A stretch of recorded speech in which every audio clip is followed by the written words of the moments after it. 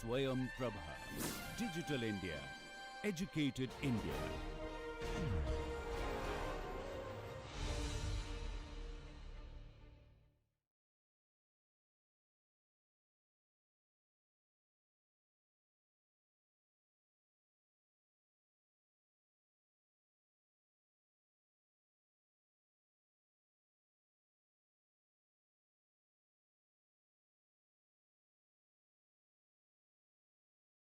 Yeah, welcome to lecture 2 on day 10. Welcome from my side. It's, I think, an excellent transition from lecture by Professor Shankaran to the following material, because I think it was made very clear and very transparent why this sluggish diffusion of high entropy alloys, which has been proposed as one of the really important core effects, is so important also for the applications, especially in high temperature applications. We now will basically analyze what's behind this hypothesis of sluggish diffusion, and maybe also behind really the prospect of applying them in the future, because we will certainly not see these very model type alloys, FCC based, not so high melting temperature in real applications, because they would be just too expensive to make. And at the same moment, they would not present sufficient benefit for their use. This is, I think, different for high entropy, for high temperature applications, because there is a huge demand, right? Especially on coatings. If you think of making a better engine for an airplane, not only if you think about military, but also about civil applications. If you raise the temperature by a few degrees, you can save a huge amount of the fueling up. So this will be saving money as well as saving the environment globally. And this is true actually for many of the high temperature applications. Also worldwide, except some countries like Germany, we still have nuclear reactors going, right? And there is a very big problem in maintaining them over many years. Can you imagine why? What happens in a nuclear reactor? What limits its lifetime? The radiation, yes. You basically have very hard radiation, meaning very high energy radiation impacting with your material. What happens? If you put a steel sheet around your inner part of the nuclear reactor, it's called the first wall. And it doesn't matter whether it's a fusion or a fission reactor. It will heat up the material. More importantly, it will cause Frankel type of defects, right? So it will knock out atoms from their position. They go to the interstitial lattice site where they don't like to be, and create also a vacancy. So there's an interstitial vacancy, self-interstitial vacancy pair. And there's more and more created, and that means that causes embrittlement. Also other processes, dislocations are introduced, and so on. And that all basically leads to a whole range of failure mechanisms. Bubble formation, so you form voids, you embrittle the material. You have the material swelling actually because of the extra excess volume it creates. And actually this can lead to popping the head of the bolts holding everything together off. It happened once in Israel where the first wall was falling down, and then the whole nuclear radiation is exposed to the outside. You don't want to have this happening. And so it's important to have a radiation hardened material, meaning similar approach as Professor Shankaran just told you about. It should be a material which can withstand degradation up to very severe conditions. High temperature would be one example for these conditions, but also going to very strong doses of irradiation is another one. So it would be highly beneficial to have now a new way of designing alloys and materials which can withstand this to much more extreme conditions, higher temperatures, higher irradiation doses, influences. But we have to see, is it based on reality? So let's come down to Earth from space. So far, correctly, Professor Shankaran has told you what is being thought and being written in most of the papers in literature and the books out there. But I think I would like to analyze the situation a little bit more closely. So many remarks in papers really support sluggish diffusion, as just said.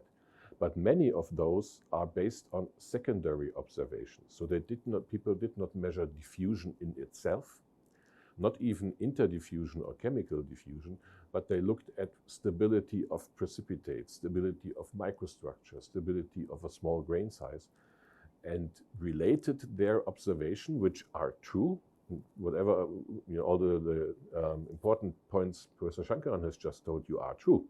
These materials can withstand a certain grain size up to a higher temperature. They can keep a yield strength up at a high level up to higher temperatures. But to infer from these measurements that it's due to sluggish diffusion is a hypothesis, scientifically speaking. So they are indirect observations, which is very important. So it's not a proof, it's just a suggestion, right? And most of the time, because of the application relevance, these observations were done on high entropy systems which belong to the refractory high entropy systems family. So it means melting temperatures are very high. The investigations are normally done at temperatures where service temperatures are required or where facilities are available, meaning that the homologous temperature at which these tests were done are not so high. So actually diffusion doesn't play a role at these low homologous temperatures. In any case, you will have, yes, sluggish diffusion, but you would have sluggish diffusion also if you would use pure tungsten and do these tests at these low temperatures. And so it's not really the meaning behind sluggish diffusion as in the high entropy context. Yeah, only one very early and very highly quoted and cited paper was there when most of the papers were written, and people refer to this in the papers also, where people measured diffusivity in this Cantor alloy, right? But as I told you earlier, this was done also not measuring tracer diffusion, which can be interpreted easily as self-diffusion, but their chemical diffusion, interdiffusion in a diffusion couple was measured. And now let's think about, is this really a good way of testing the hypothesis? And well, maybe it's not. Because what sluggish diffusion really means would be sluggish tracer diffusion when we think of how to measure it experimentally.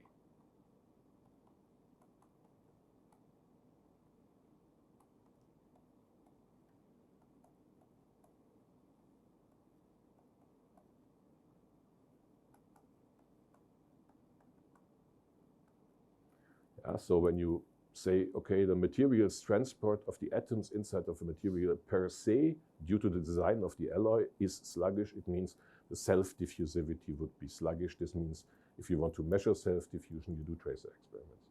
What has been done is this.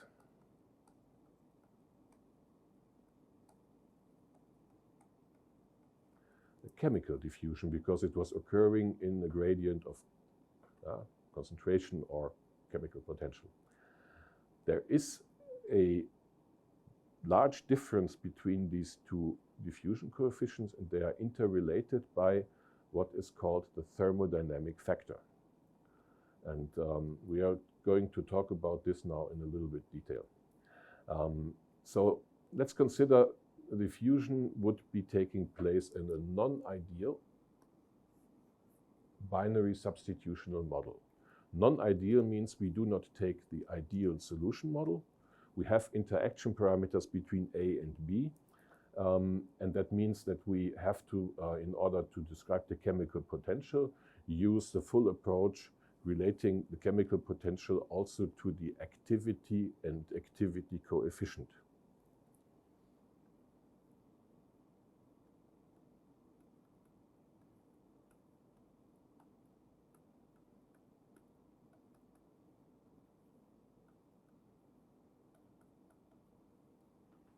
If this would be for the ideal solution, how would the equation look like?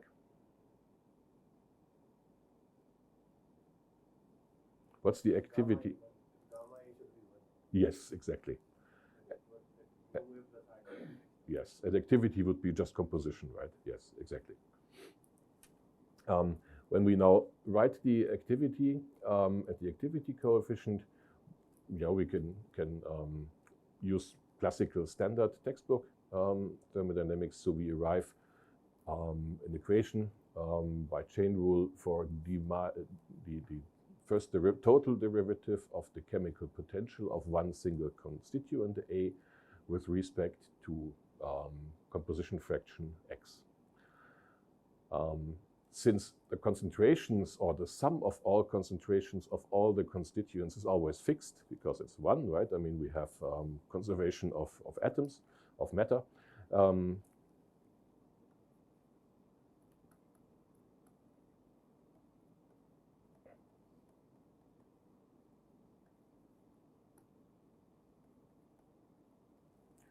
Then we can just plug these terms into the equation and proceed further. Here we already see that we get now a slightly more complex relationship between the concentrations of A and B and the chemical potential of one constituent in the alloy, right? This is very important. When we now think of first Fick's law, then we can just replace these terms into the equation, which has been derived before, just again based on simple flux approximation.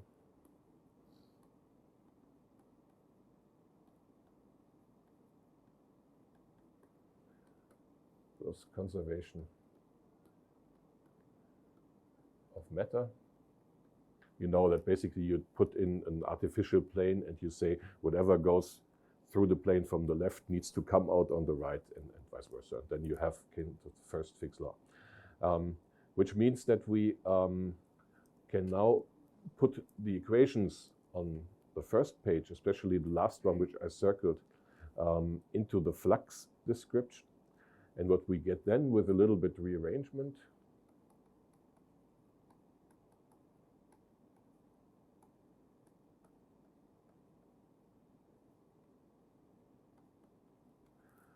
is this term,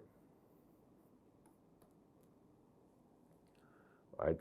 And if we again use the definition of chemical potentials for a non-ideal solid solution with activity coefficient, then what we get here is this equation. There already this term is included. So this logarithmic, what is it again, the English word? Derivative, in these square brackets relating to the derivative of the chemical potential. And this is then again slightly modified, and what you get is the connection between chemical and tracer diffusion coefficient, and it's related by this term in the curly brackets, which is the thermodynamic factor.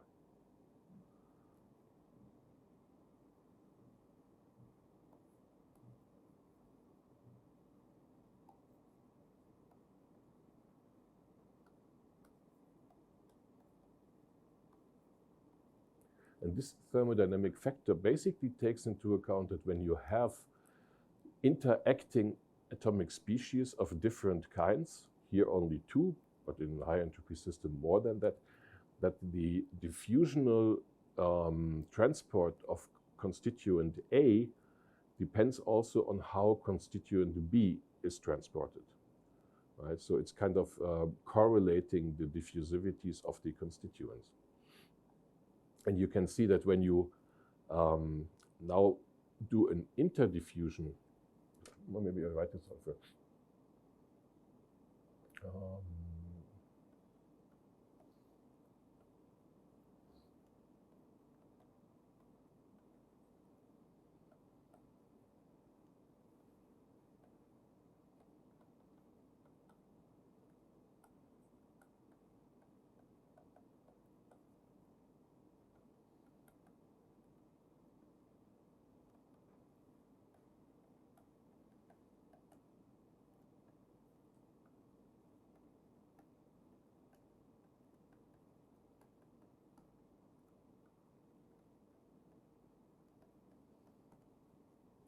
If you now do an interdiffusion measurement, and you get this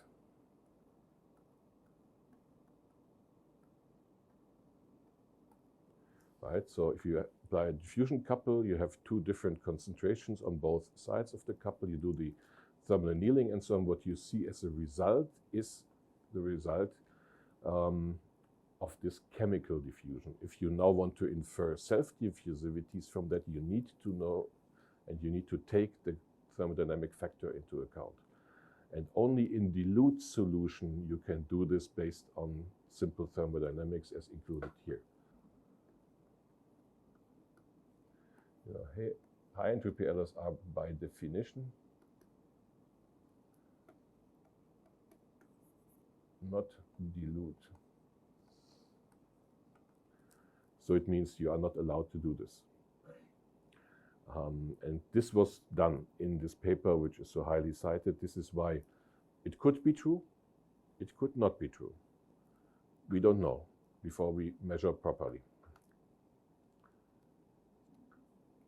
So we want to really do a proper job, do volume diffusion measurements using the radio tracer method. We measure tracer diffusivities, and because we know from experience and we would expect from theory that these small isotope effect having different number of neutrons, maximum difference 2 neutrons per core, would not affect the diffusivity much. So we can, with good quality and accuracy, say tracer diffusion coefficients are self-diffusion coefficients. So we measure self-diffusion. These are then the meaningful experimental data to discuss and analyze if diffusion is sluggish. You know how it works. This is what's done. And this gives you tracer diffusion profiles measured firstly in a single crystal, high entropy alloy, which is a typical FCC Cantor system. You can see all of the constituents have been measured because nicely for all of them good tracers are available. And you see that here the kinds of concentration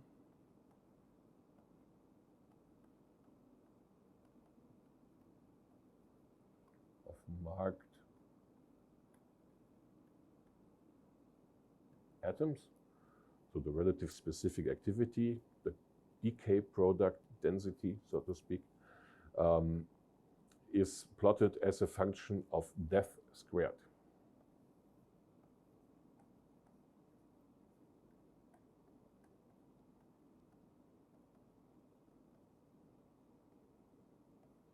Right, so we do the slicing, and if we go further into the material, y becomes larger on a linear scale. We plot it here on a quadratic scale or against the penetration depth squared, because we assume that this is just following the typical Gaussian solution for the diffusion problem because of the specific way we conduct the experiment, that we apply a thin layer of tracer solution. And this is again written here.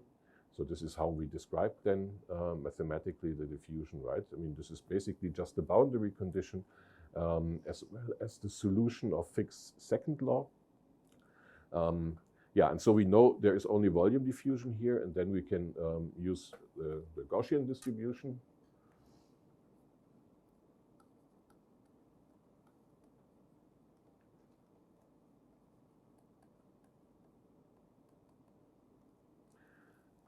And then from the solution of this diffusion problem of Fick's second equation, we know already how to plot the data, right? We need to plot it against the penetration depth squared.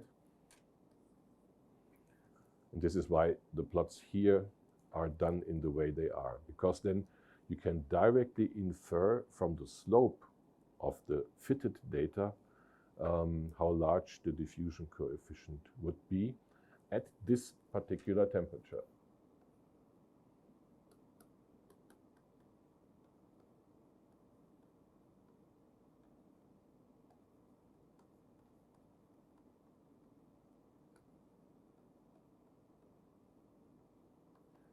So it means if you want to, and we always want to analyze diffusion as a function of temperature, that's really the important point, right? To know how high can I heat my alloy? How long will it be stable? And this is all depending on the activation enthalpy, which in the end you want to deduce. For this, we need to know the temperature dependence. Then we make an Arrhenius plot. Diffusivity is a function of 1 over absolute temperature. From the slope, we get the activation enthalpy. Then we know all what we need to know. We even know then the magnitude of the diffusivity at the different temperatures, or we can calculate. But this means that one has to do many experiments, and each experiment at each constant temperature is an individual experiment done, then sectioned, evaluated, then you only get 1D, right? So you have to do more than one experiment. Then one needs to deconvolute the profiles which you measure from induced artifacts of the measurement. I told you, right? Whatever you do, what you mechanically grind, or you cut, or you section by sputtering, you will have some grinding in effect. So you will mix some of the marked atoms from the surface more into the depth. And this is where you basically use a zero profile to correct your experimental profile. This is shown here. This will be has been done for all the profiles I later show to you. So it has also always been subtracted. So it means zero profile, when you look at it, this is a logarithmic scale always, right? That is important.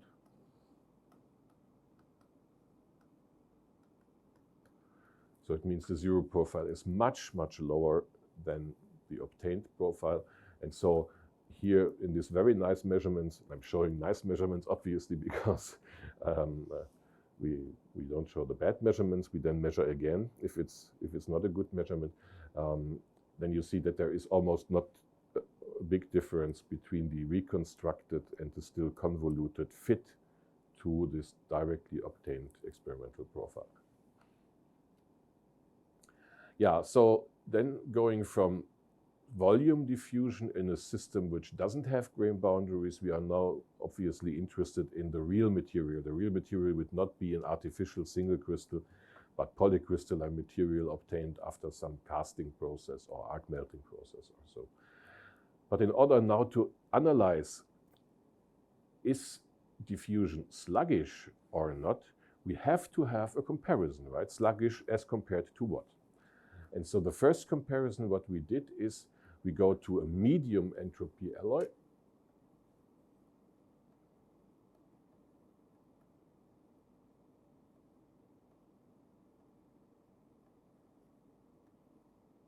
And compare it to a high entropy.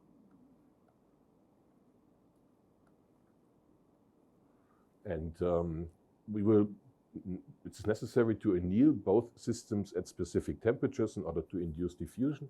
So we basically need to be sure that we are comparing the same things. We need to know the phase composition of both alloys, medium and high entropy system at each temperature where we are studying them. And these X-ray results show nicely and confirm that for these specific choices of alloys at the annealing temperatures chosen, both would be single-phase solid solution.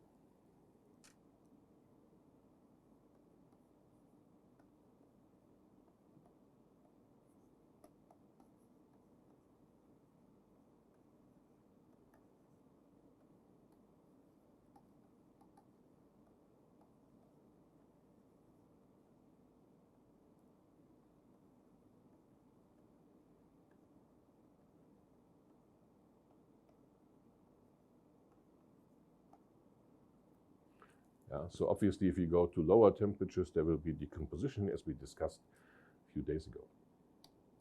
This is the microstructure.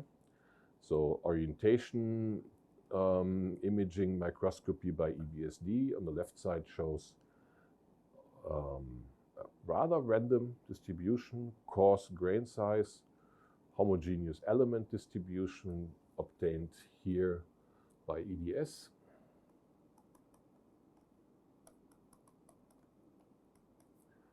And atom probe tomography confirms this.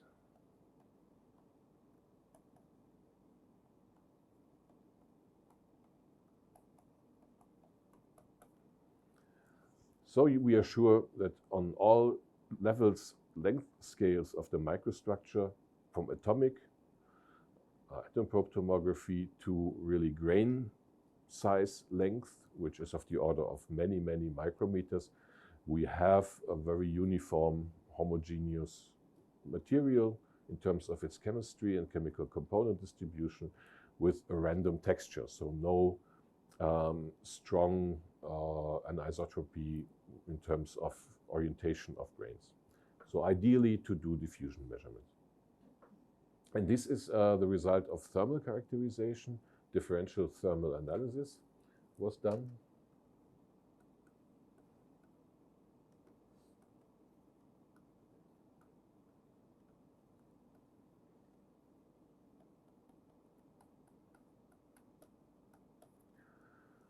Abbreviated as DTA, right? So you take a sample into a crucible, you have a reference crucible, you put it in a furnace, heat up, and any transformation in the sample will cause an asymmetry in the temperature field inside. So a temperature difference will occur between reference site and sample site, and this is picked up here as a signal. And since this is done in a quantitative way, it can be evaluated as heat flow as a function of temperature.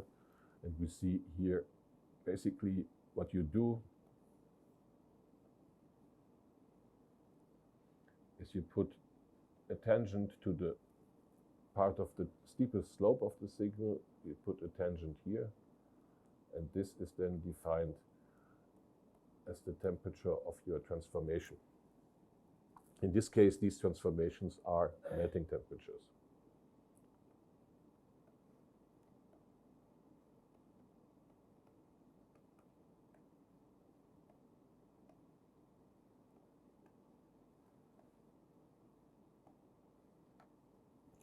Why do we measure this? Is this important to analyze diffusion?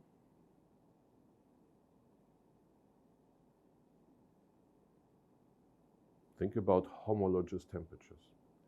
These are different alloys. One is 4, one is 5 component. You see the melting temperatures differ rather considerably. So it means if we now compare their diffusivities later on, again, we have to worry how to do the comparison. If we do it just at the same absolute temperature, then we have one measurement done much closer to the melting temperature of the respective material as compared to the other one. Maybe this is not a good comparison. Maybe we should then normalize the temperatures of the measurements for each respective system by the respective melting temperature, and then we can do a good comparison on equal homologous temperatures. This is what we get. You see, your question was excellent, because this is what we get in reality if we go to any temperature which is not exceedingly high and close to the melting temperature. We get in one profile 2 contributions.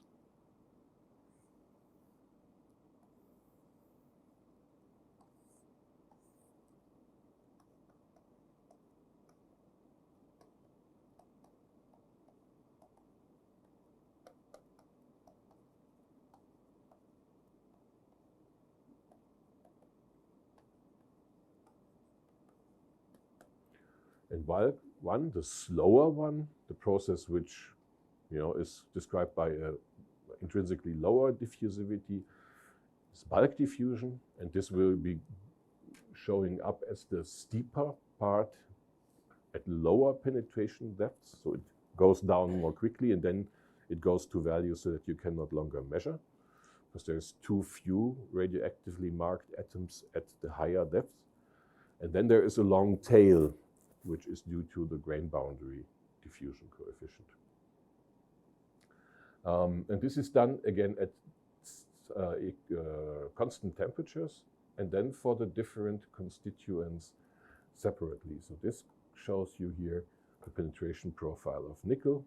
So you applied nickel as a tracer and did the experiment at one temperature, but then you have to do it also, if you want to be complete, for manganese, for cobalt, for chromium, and for iron.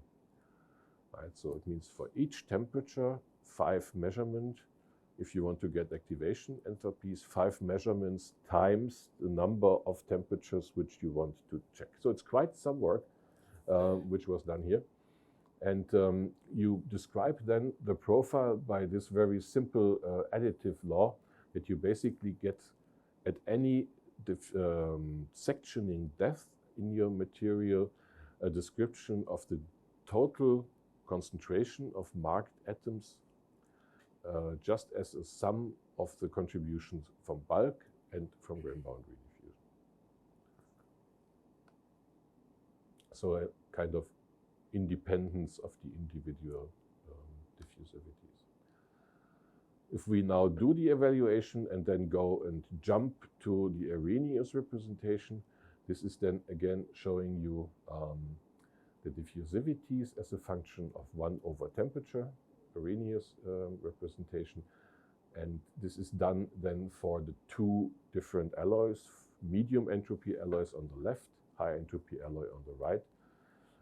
But on the basis of using the absolute temperature, not the homologous temperature here for the comparison. What can we see? Well, we see that basically the constituents in the 4-component system have rather similar diffusivities. Slope change a little bit, which means activation enthalpy for diffusion is slightly different for the different constituents, but the difference is not very large. Nickel is the slowest diffusing element in these materials, and this is the same also for the 5-component system. Cobalt and nickel diffusion there in the 5-component show a crossover, which is interesting for diffusion theory, and we will discuss it a little. But the main point is you do not see a lot of changes if you go from 4-component to 5-component, from medium entropy to high entropy system, except that the 5th added constituent, the manganese, is by far the fastest diffuser. So you would expect this, because when you look at the periodic table, manganese is really the most different atom as compared to all the other ones which are part of the 5-component Cantor alloy, right? So iron, cobalt, and nickel are very similar because they are basically in the same group, and chromium is nearby. So manganese, also from melting temperature and so on, electronegativity has the largest differences. And so it's also expected that the differences for the self-diffusion coefficient of manganese in the 5-component system would show the largest difference. Because of its lowest melting temperature, we would expect it at constant temperature to have the highest diffusivity. So in summary, nothing unusual.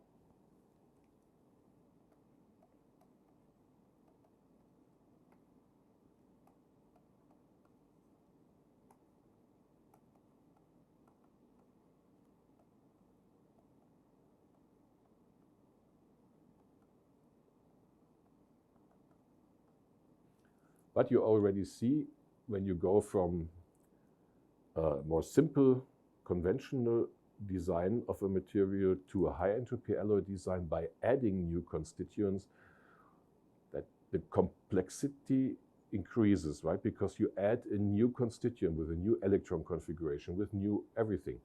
And so the comparison can be made, but what you learn from that comparison is still up to debate, I would say.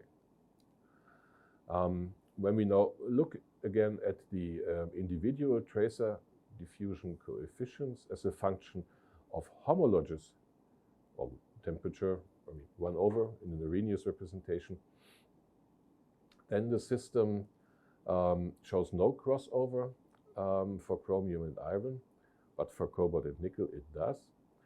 And basically it also shows again small differences, but in tendency the diffusivity for the high entropy diffusivities for the high entropy system is reduced as compared to the medium entropy system. So one could say, yes, this is an indication for sluggish diffusion because the self-diffusivities at given homologous temperature for the high entropy alloys are lower than for the medium entropy alloy. Word of caution again, the differences are small. And if you would now, even in conventional alloying, add an additional element, alloying element with substantial concentration, you would also expect that diffusivity goes down on the same order of magnitude, less than 1 order of magnitude at given homologous temperature. So on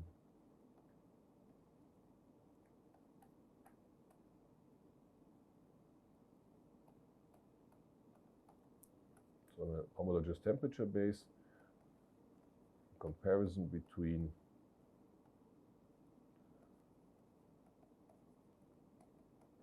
medium entropy alloy and high entropy alloy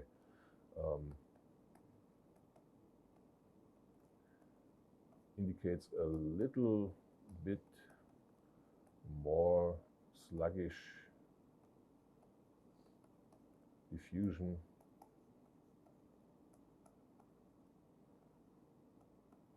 for or in a high entropy system. But the effect is small and in the expected range.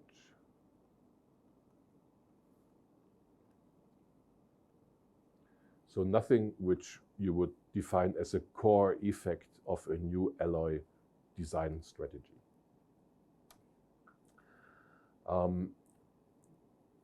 Maybe I do this next week because I wanted to show this one here. So if we then again use a comparison, but now we go with the comparison using, in this case, again, the upper graph shown on the left side, homologous temperature as the basis for the Arrhenius representation, in the lower part, the absolute temperature, and compare now more widely. And just for nickel diffusion, and we compare nickel self-diffusivities in different matrices, meaning we go all the way from pure nickel up to the high entropy system. And you see here pure nickel is also this darkish black but dashed line, and the high entropy system is the dark black solid line. Yeah, what's your feeling?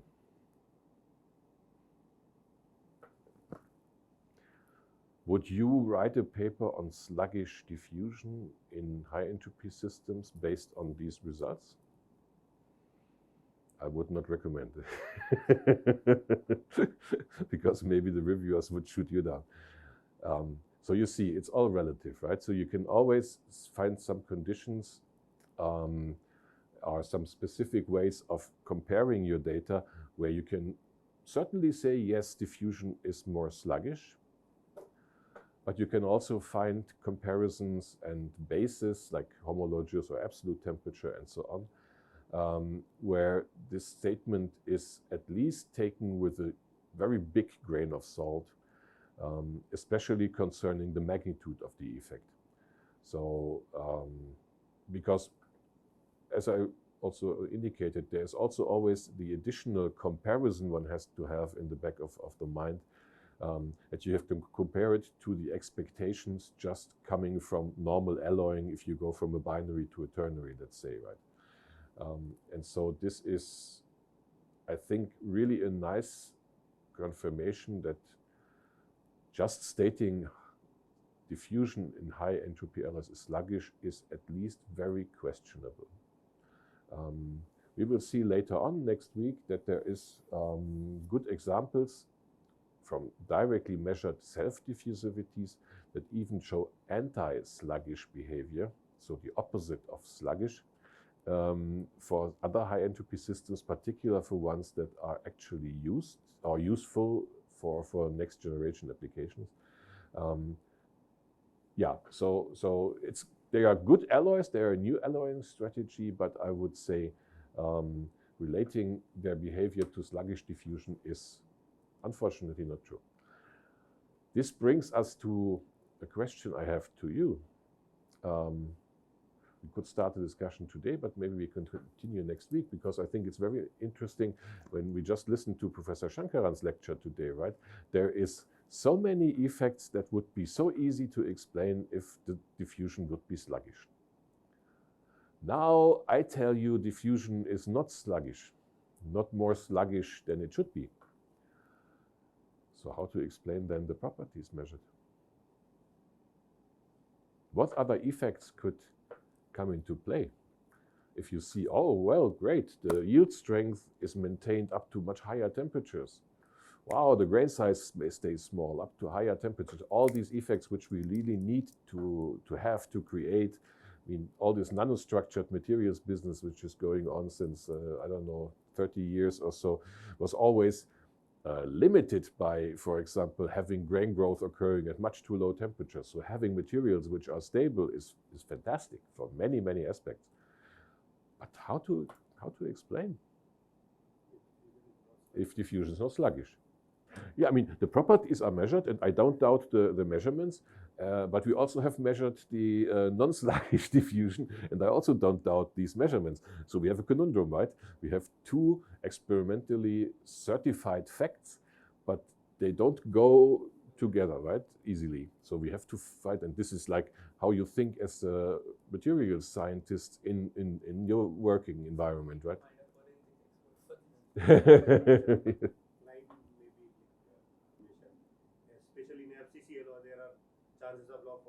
Yeah, Cottrell logs, Loma logs are very, very easy. For those who have not been advanced to the, more higher studies on dislocations. Dislocations are line defects. They can interact in multiple ways. And some of these ways involve splitting up of a perfect lattice dislocation into partials. So one partial goes first and the other one trails it behind.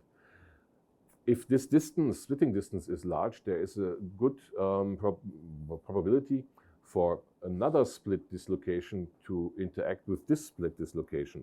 And then basically a lock formation could form, which means there is a dislocation-dislocation interaction forming a product which is not longer, can no longer glide because it has a Burgers vector which doesn't agree with the lattice it's in. And this is stabilizing the dislocation structure. And so there is no diffusion coefficient involved. It is just because of crystallography that you stabilize defect densities. And also we have here this potential energy landscape, which is very complex, right? Because all the atoms are not correctly sitting on a given FCC site, lattice, site, because of the fact that you have all the interatomic interaction parameters being different from site to site. That makes also glide more complex. That makes interactions more complex.